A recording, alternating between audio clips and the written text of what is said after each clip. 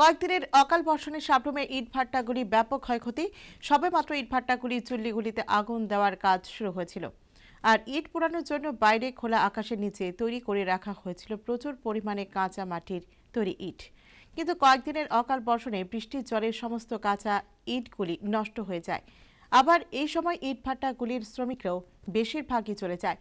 পুনরায় ইট তৈরির জন্য পর্যাপ্ত শ্রমিকেরও অভাব রয়েছে, ফলে ব্যাপক আর্থিক ক্ষতির সম্মুখীন ইটভাটার মালিকরা। এ প্রসঙ্গে এক ক্ষতিগ্রস্ত ইটভাটার জনৈক কর্মচারী জানান, এই অকাল বর্ষণে তাদের ইটভাটার 5 লক্ষ ইট নষ্ট হয়ে যায়, যার বাজার মূল্য আনুমানিক 11 লক্ষ টাকা।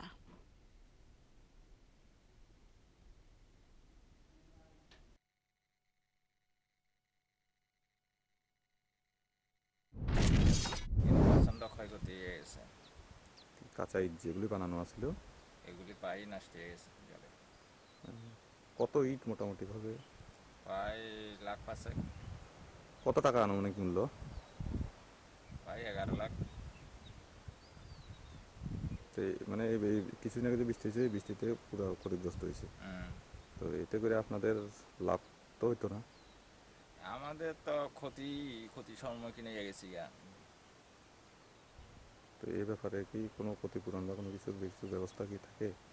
গভর্নমেন্টের কাছে তো চাহিদা ছিল, মালিক পক্ষ সেটা আর সাহায্য না আবার